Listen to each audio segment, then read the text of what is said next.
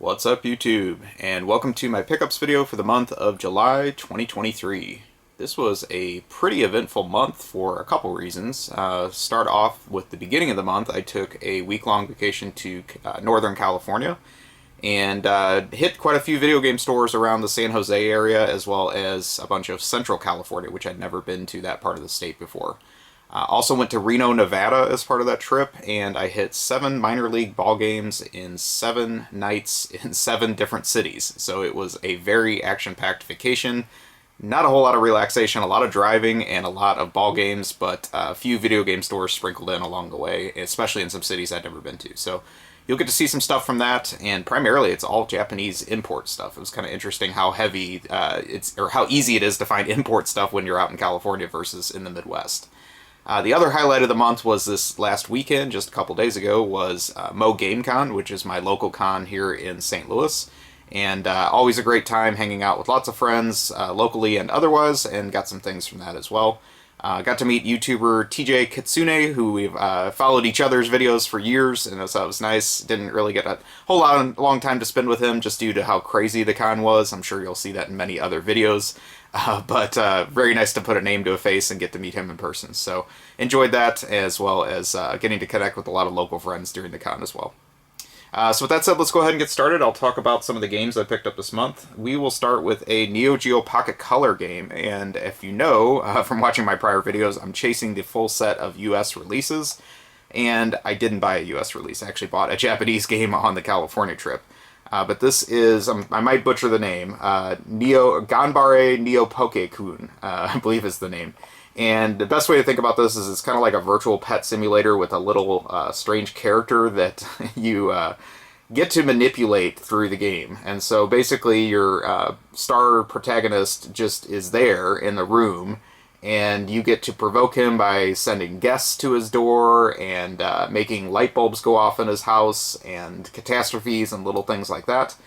But the other little twist to it is he is also a game designer. And so if you treat him well or he's in a good mood, he will make games for you. And when I say games, I mean like WarioWare type micro games would be the best way to put it. Maybe with a little bit more depth than those, but not much. So it's a very tedious game, because to get the most out of it, you have to play it at certain hours of the day, because it follows the Neo Geo Pocket Color's internal clock. And also you have to have different events happen for him to make certain games for you. So I have always wanted to play this game. It was one of those Neo Geo Pocket Color games that was probably never destined to come to the US, but definitely a curiosity. Not incredibly text-heavy either, and well worth checking out if you're interested in the library.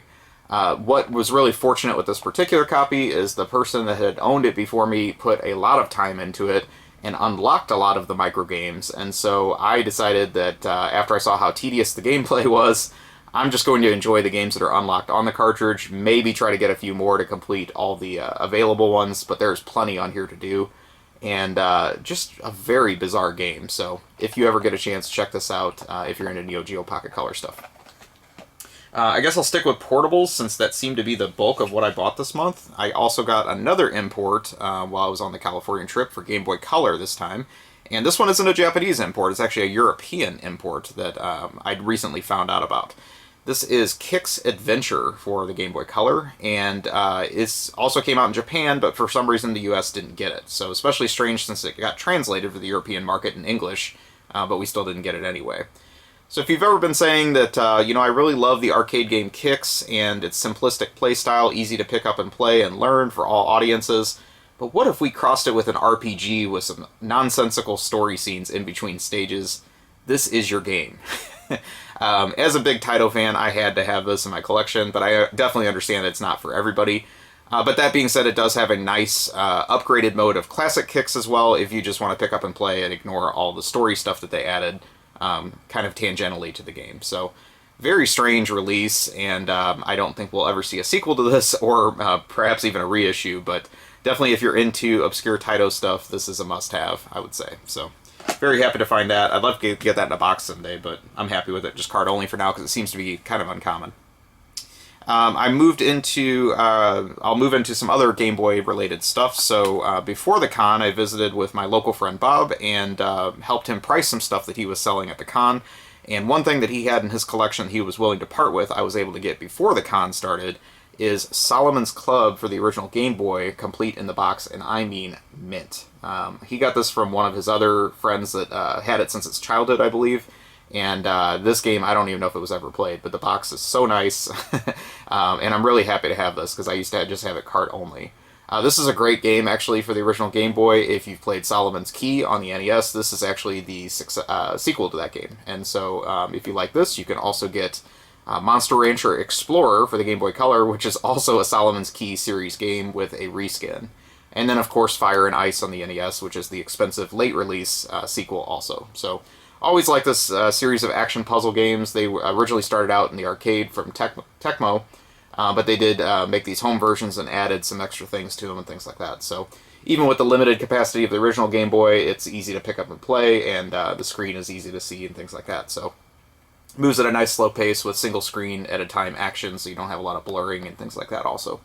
But very cool artwork on this. I've always just liked the series. I don't know. It's just been kind of a thing. So when I saw this on a shelf that he was willing to let it go, I had to have it. And I have never seen this complete in the box before, so I was very happy to find it for that reason. Another upgrade I did also for Game Boy, this one is for Game Boy Color. This came from the con, is another game I've been wanting for a while to have complete in the box, and that is the remake of 1942 by Capcom.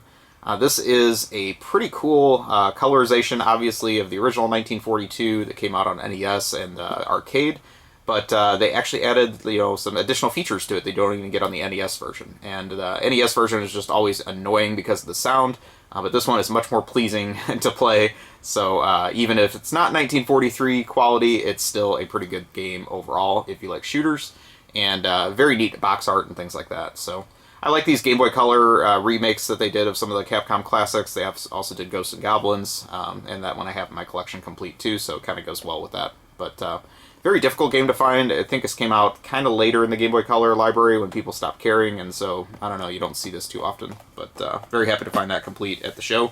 The guy actually had a lot of other complete-in-box Game Boy stuff, but I was kind of tapped out on spending at that point, and so maybe I'll see him again next year and pick up some more games from him. I guess I'll move to the last actual game I got this month, and then I'll show you some of the other gaming-related things. But also, while on the California trip, this came from a game store in Fresno, California, which I'd never been to before. They had 3 locations. I actually hit them all, but this was the only thing I bought at any of their 3 locations. Very nice, clean stores. I can't remember the chain name off the top of my head, but if you're in the area, it'll be easy to find, because I think it was the only really game store in the Fresno area. But this is a game I've covered before on the Sega CD, because I have the US version for that, and that is Switch for the PS2.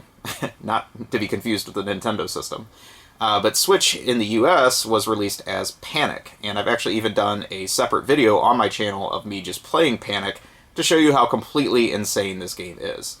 I guess the best way to sum it up is you are this little boy character, and you're going through all kinds of wacky single screens, pushing buttons to make things happen, and try to work your way through ultimately a computer virus to solve that and make your way through the game. But it is very crazy. It will frustrate the hell out of you, because you'll go in loops until you finally figure out there's a different button you need to push, which will send you on a different path through the maze.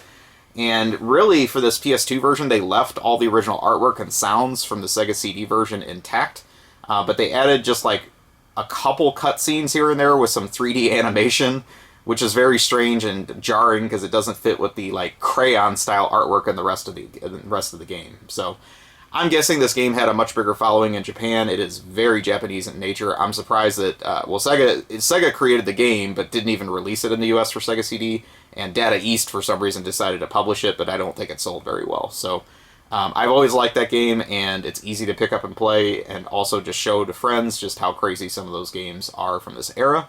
But very odd that it got a PS2 reissue, and then it also came with like some little bonus stuff in here. It has a really colorful manual, and it came with these stickers, or decals, I guess I should say. They're not stickers, but just kind of has some references to the game, and also just some Switch variants on popular logos and warning labels and things like that. So very odd game. Has a lot of toilet humor and just strange Japanese cultural touchstones, but also very easy to pick up and play without any language barrier, because you're really literally just pushing buttons and making things happen. So Definitely a game to play and turn your mind off to if you're interested. Let's talk about some manuals and things like that. So, while on the California trip, I was on a big quest to find NES manuals, as always, to complete my set that I'm trying to go for. But I didn't find any manuals. I was really disappointed. All the game stores I went to, I asked. Some of them let me rifle through their manuals. Some of them did not. But none of them had any that I needed, unfortunately. So the only thing I found manual related out there was this that I didn't know I needed. And it's for the NES game Robo Warrior. I already had the manual for it, so that's why I wasn't looking for this or anything like that, or even knew it existed. But apparently the game came originally with this hint sheet insert as well. So it has the manual, but it also has this separate from it. And I never knew that this was part of making the game complete, or that it even came in the packaging for it. So very interesting. I don't think any of the other Jalico games of the era came with these. If they did, I don't have them either, but it was definitely a weird thing to stumble on in a store, and I was happy to find that. All the other NES manuals I got were actually from the con this weekend. So I found one seller that had these two manuals. This is Beetlejuice, which is a surprisingly uncommon game, and the manual actually goes for a little bit, so I had to pay up for that. And then I got Loops from the same seller, and thankfully he gave me a bundle deal on both, because I might not have bought the Beetlejuice one otherwise. The other one was pretty random. I was helping my friend at his booth just kind of sell some of the stuff he had, and a guy came up wanting to trade. My friend wasn't looking to trade, but what he had was like a trash bag full of manuals for like NES and Super Nintendo, and there was some really killer stuff in there. I didn't try to make a deal on the bag or anything like that, which I probably should have, but I just picked out the ones that I needed for my NES list. And so we made a deal on these three manuals, which I was very happy to find, that kind of found me. First one of these is Danny Sullivan's Indie Heat. I think I already have the box for this, so this one actually might be complete now. Very good racing game that came out kind of later in the life. If you played like Super Off-Road, it's like a spiritual successor to that from the arcade. But very cool game, and happy to get the manual to that. I also got the Uncommon Boxing game, which I believe is an arcade port for World Champ. Comes in this strange like vertical oriented manual, but happy to get that one also. And then probably the coolest one of these was an unlicensed manual for one of the Codemasters games, and one of the more uncommon ones, and that is for Stunt Kids. I remember back in the day that even just finding a Stunt Kids cartridge was a pain in the ass, so very happy to get a manual for that too. But it was kind of funny because the guy I bought these from came back about 10 minutes later and said, I'd sold the whole trash bag of manuals to some other guy, so now I got cash to buy it for my friend at the table. And I'm just thinking, oh, why didn't I just buy him out? But anyway, I'm happy with what I got, and I'm happy I got dibs on that before somebody else took all the other stuff, which they're probably going to buy and flip or whatever they're going to do. Also, sort of manual related was I got a strategy guide out on the California trip, and this is something I'd never seen before. I knew that Japan got better strategy guides than we ever did back, especially in like the NES era. And so even going back to the Famicom, they had these cool little like pocket strategy guides. And I stumbled on this at the bottom of a box of manuals in one of the stores in California, and it is a strategy guide for the original Metal Gear on the Famicom. So what I really like about this is its form factor is really nice, but it has some really excellent artwork in it, and I thought I would show that to you guys as well. So cover art, obviously nothing too crazy. We've probably seen that image on the NES version in the manual for that, I believe. But on the inside, you have this very violent image of I guess one of the enemies in the game getting destroyed by Snake, and also you have this cool artwork of Snake doing some stealth mode with an enemy here, kind of cut off by the crack in the book, but being chased by an enemy. But I thought, man, the artwork on this is so good. And then even just the regular pages, like they're all full color and things like that. So even though you can't read the Japanese, it has just a really nice layout to it. It covers all the key things that you would want to know. And then the last thing I found interesting is at the very back of it, it has a fold-out map, which we actually got with the NES version of Metal Gear. It actually came with the game, but obviously it was translated into English. But here in Japan, I guess if you wanted this, you had to get the strategy guide to get the map. So now we know the origins of where that pack-in map came from is probably from this book, and then they just decided to insert it in the US version. So I only paid a few bucks for this, and it looks like it actually goes for a decent amount online. So I'm going to keep it because I think the artwork is so cool. But very cool piece of the Metal Gear series that I didn't know existed. Also want to give a shout out to my local friend Lenny. At the con we met up, and he gave me a bag full of NES sleeves, which he knows I'm trying to get a full set of these, and then also a bunch of Game Boy boxes, or cases, whatever you want to call them, plastic cases. So very happy to have those, and always good to protect more of my Game Boy and NES stuff with those. Last thing I want to show you was also from the con. This was just an impulse purchase. I'm not really a big fan of buying GamePro magazine. I think I've said that before, even though I love collecting 90s magazines. But these were so cheap, I was like, all right, I got to give them a home. And so I got 2 issues, one from 1997 and one from 1998. This first one is from January 97, and it has a cover of Reloaded for the PS1, which kind of an odd choice for a cover game, because I know it sold okay. I think there's a greatest hits of it, but not really a game you would think of as like a bestseller, I guess, overall. And then the other interesting thing about this particular issue is it's the 100th issue of GamePro magazine. There's a little bit of a retrospective in there talking about their history and how they used all the anonymous characters to write for the magazine, or ghostwrite, I should say.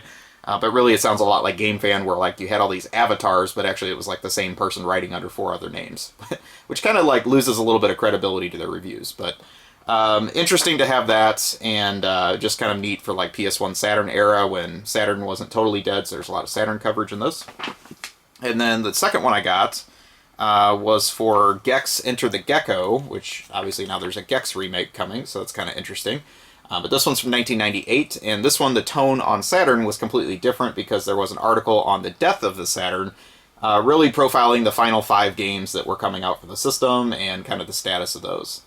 I thought it was interesting they did review Panzer Dragoon Saga in this issue, and I think Saga Frontier on PS1 got a better overall review, so I'll let that sink in compared to how we view those 2 titles in retrospect. But they liked Panzer Dragoon Saga, but obviously weren't fawning over it like most of us would today, because it's such a, I guess, heralded game, and also just the legacy behind how difficult it's become to find.